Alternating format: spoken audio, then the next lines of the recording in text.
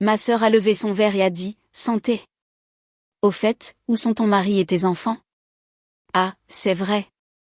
Tu n'en as pas. Le rire qui a suivi n'était pas bruyant, mais il m'a transpercé.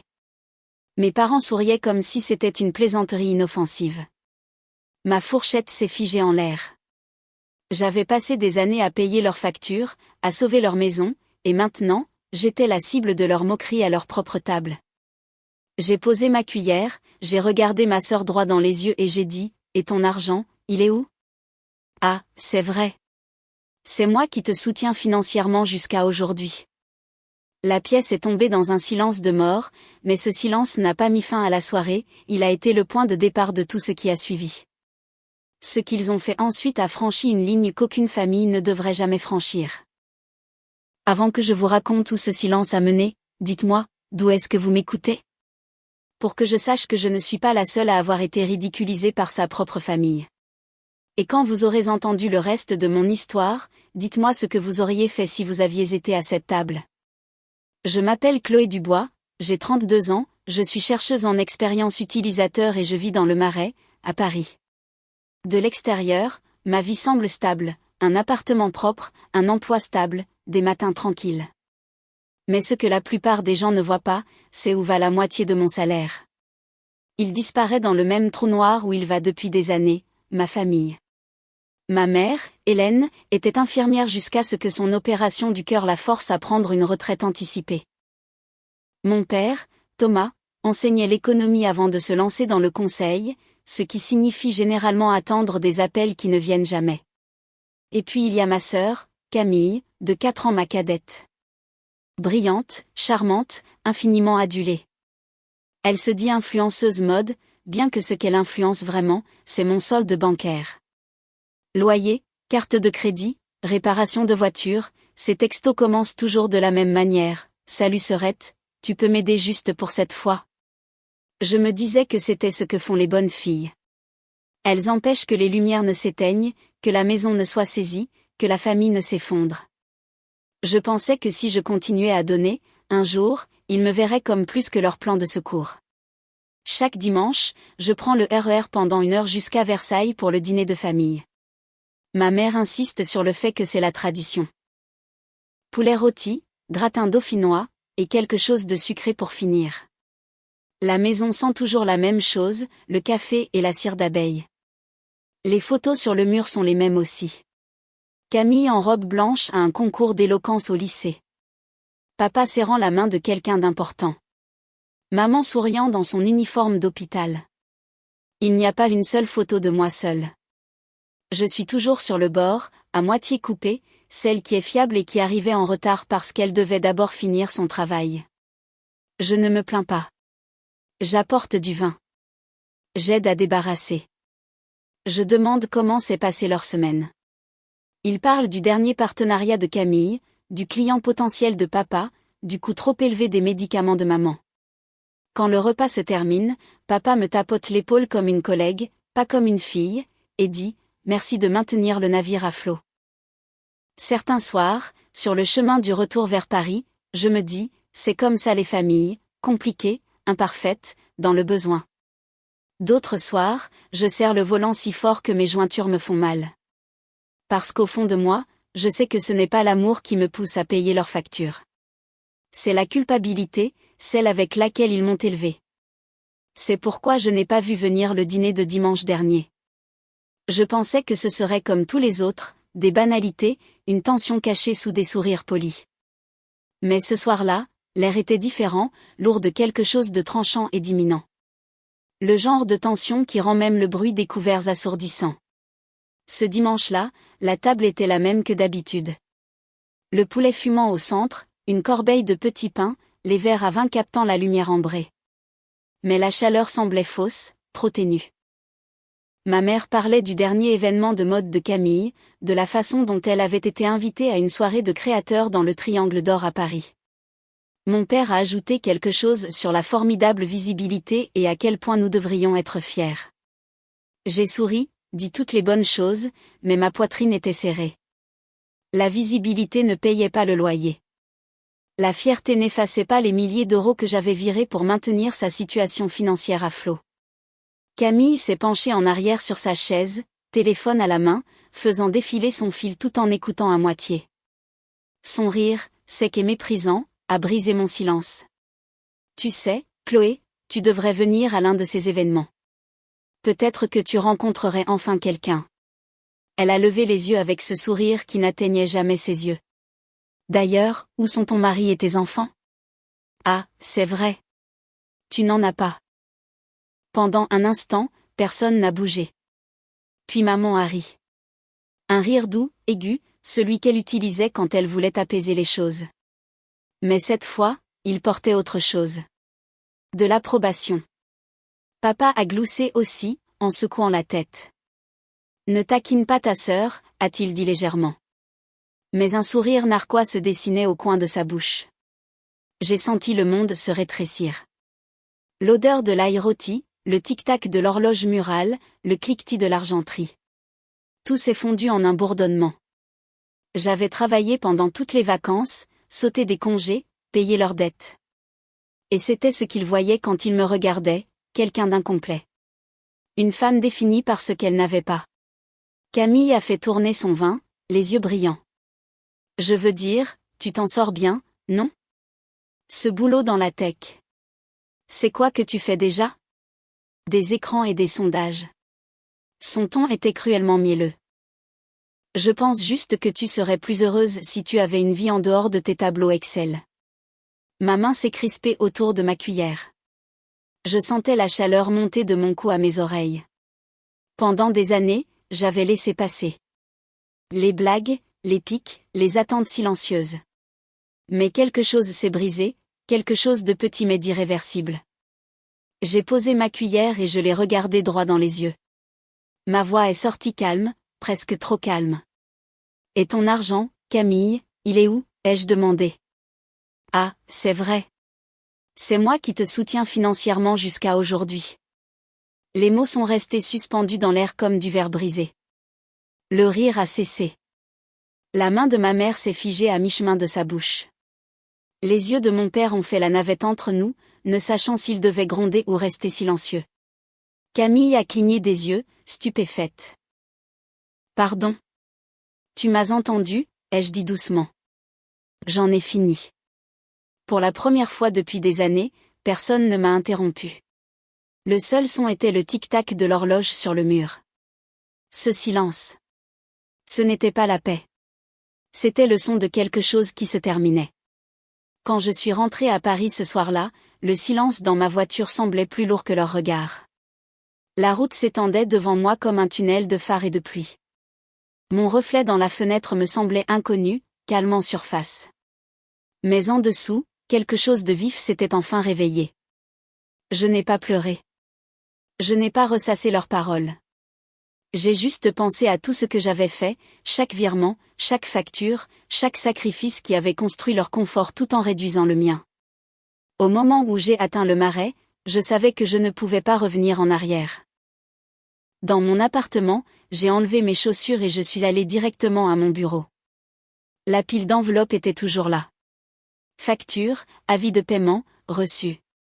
Je n'avais jamais eu le courage de faire le total. J'ai allumé mon ordinateur portable et ouvert mon compte bancaire. Ligne après ligne, année après année, la vérité me regardait en face.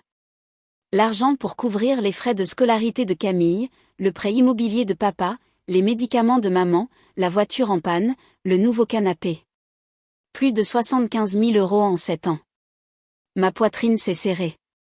J'avais passé les meilleures années de ma vie à maintenir tout le monde à flot. L'ironie était brutale.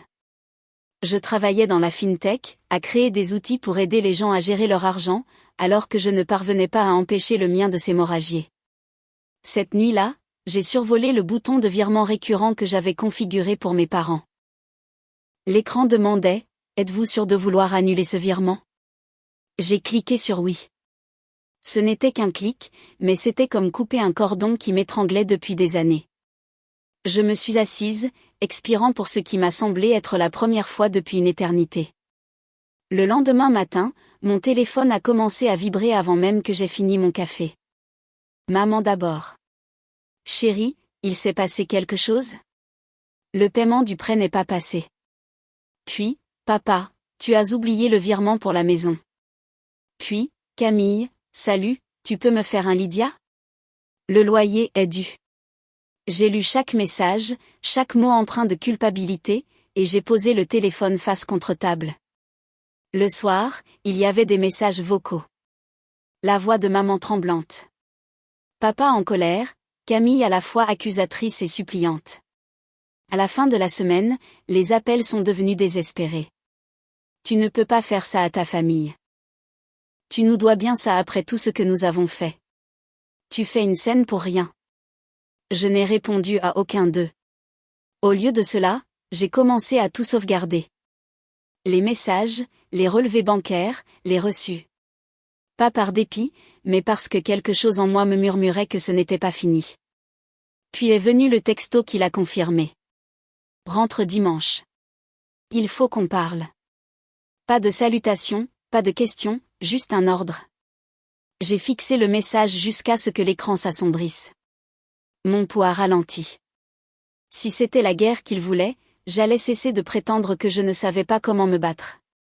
Très bien, me suis-je murmuré. Parlons. Le dimanche est arrivé, gris et froid. Le trajet jusqu'à Versailles était différent cette fois-ci. Pas de culpabilité, pas besoin de répéter des réponses polies. Juste un calme constant et délibéré. Je me suis garé devant la maison que j'avais passé des années à sauver de la saisie. La peinture s'écaillait. La lumière du porche clignotait toujours et les mêmes rideaux étaient accrochés aux fenêtres. Rien n'avait changé. Et pourtant, tout avait changé. Quand je suis entrée, l'air était lourd de tension et de café. Ma mère mettait la table, ses mouvements vifs, évitant mon regard. Mon père était assis en bout de table comme un juge, les mains jointes. Camille était adossée au comptoir, faisant défiler son téléphone, feignant de ne pas s'en soucier. « Chloé », a dit ma mère sans lever les yeux. « Nous ne pouvons pas vivre comme ça. Le prêt, les factures. Tu sais à quel point c'est difficile pour nous. » J'ai accroché mon manteau à une chaise. Je sais. Je le sais depuis 7 ans. Le ton de papa était sec. Ne commence pas. Cette famille dépend de toi et tu as toujours aidé. Pourquoi arrêter maintenant? Je l'ai regardé dans les yeux. Parce que ce n'est pas de l'aide si c'est attendu. Ça s'appelle une obligation. Maman a laissé tomber la serviette qu'elle pliait. Tu es cruelle. Non, ai-je dit calmement. Je suis honnête. Camille a reniflé, toujours les yeux sur son téléphone. Waouh, quelqu'un a trouvé du courage. Félicitations, sœurette. Je me suis tournée vers elle. Tu sais ce qui est drôle? Tu te moques de moi parce que je n'ai ni mari ni enfant, mais tu as vécu à mes crochets comme si j'étais ton deuxième parent. Sa tête s'est relevée d'un coup. Pardon.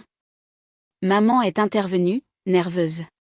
Assez, toutes les deux. Camille essaie encore de trouver sa voie.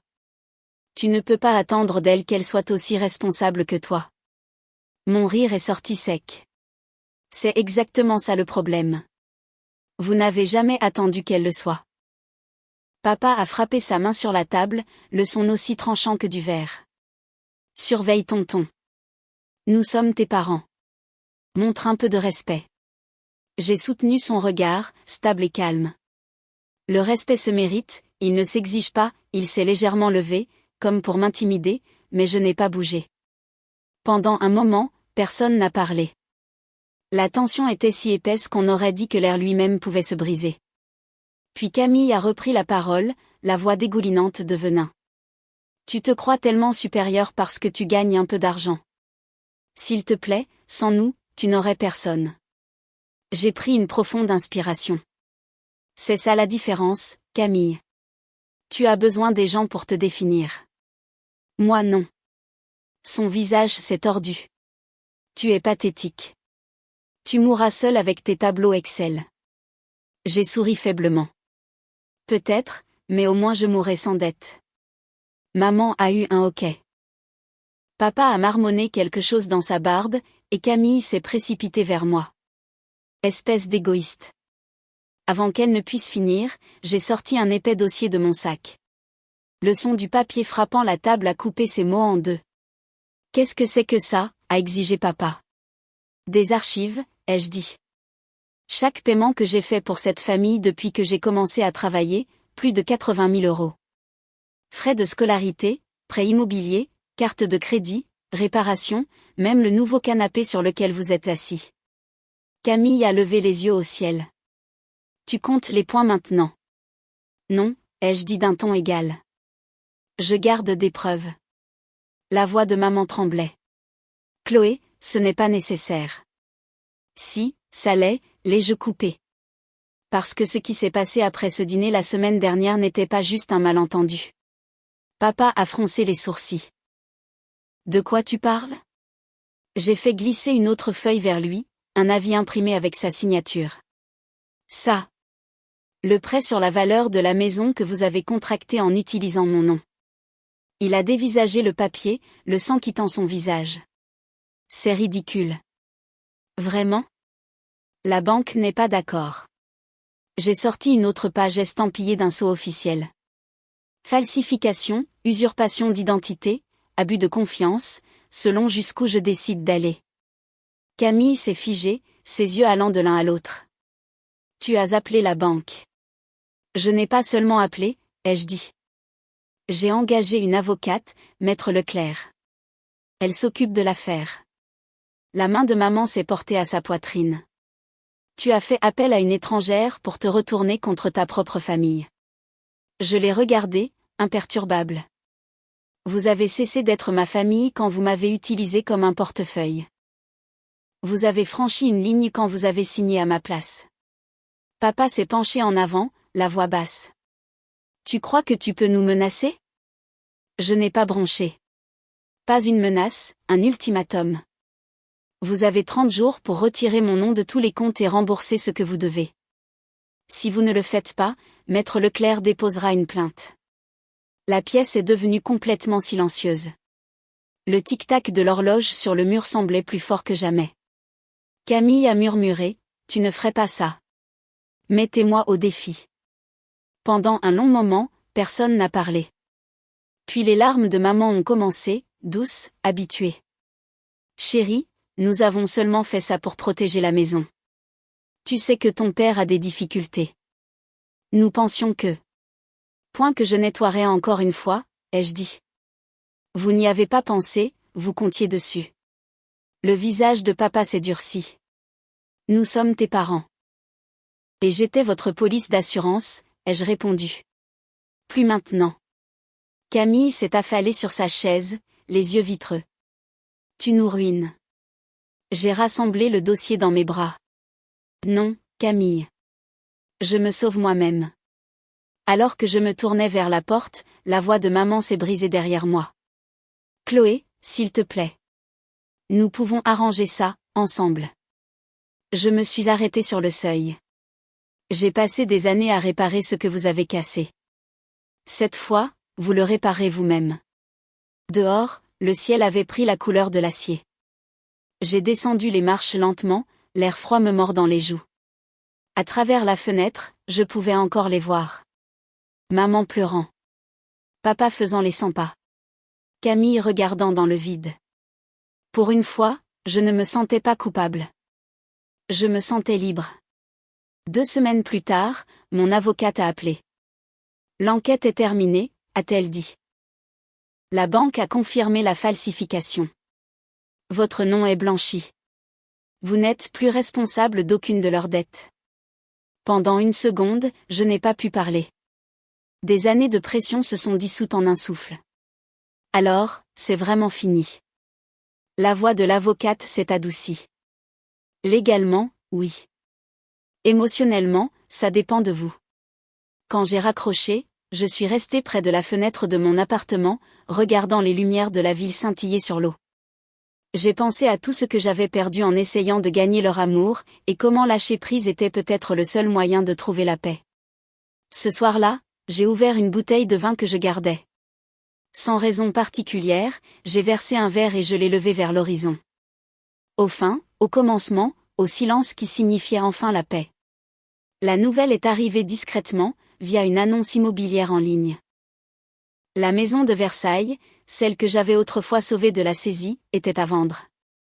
Elle était là sur l'écran, le porche écaillé, les murs tachés de café, une photo de la salle à manger où tout s'était effondré.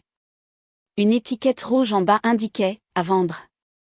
Je n'ai pas ressenti de triomphe, seulement une fatalité.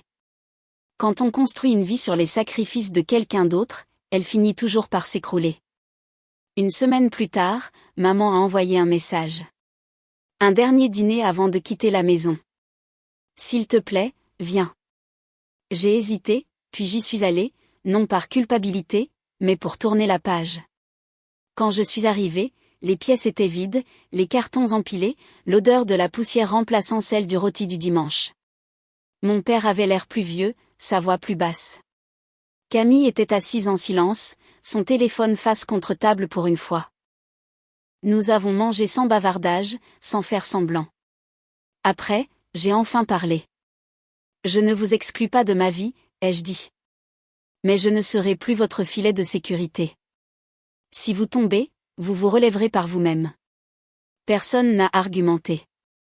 Pour la première fois, le silence ne ressemblait pas à une guerre. Il ressemblait à de la compréhension.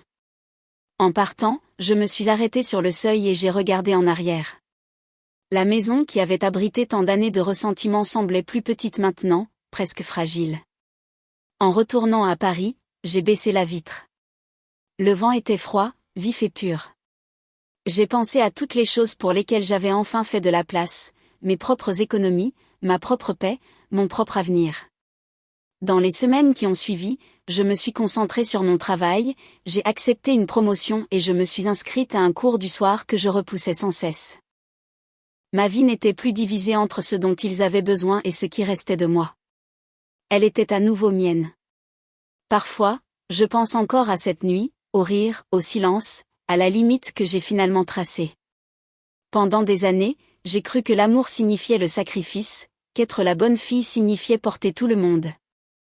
Mais le véritable amour ne vous épuise pas. Il n'exige pas votre paix comme preuve. Maintenant, quand je suis assise dans mon appartement parisien et que je vois le soleil glisser sur les toits, je ne ressens pas d'amertume, juste du calme. J'ai appris que dire non n'est pas de la cruauté. C'est du respect de soi. Si vous avez déjà été celui ou celle qui maintenait votre famille unie pendant qu'elle vous déchirait, je veux vous entendre. Dites-moi d'où vous écoutez et quelles limites vous avez dû tracer. Et si cette histoire vous a touché, abonnez-vous car il y en a d'autres à venir.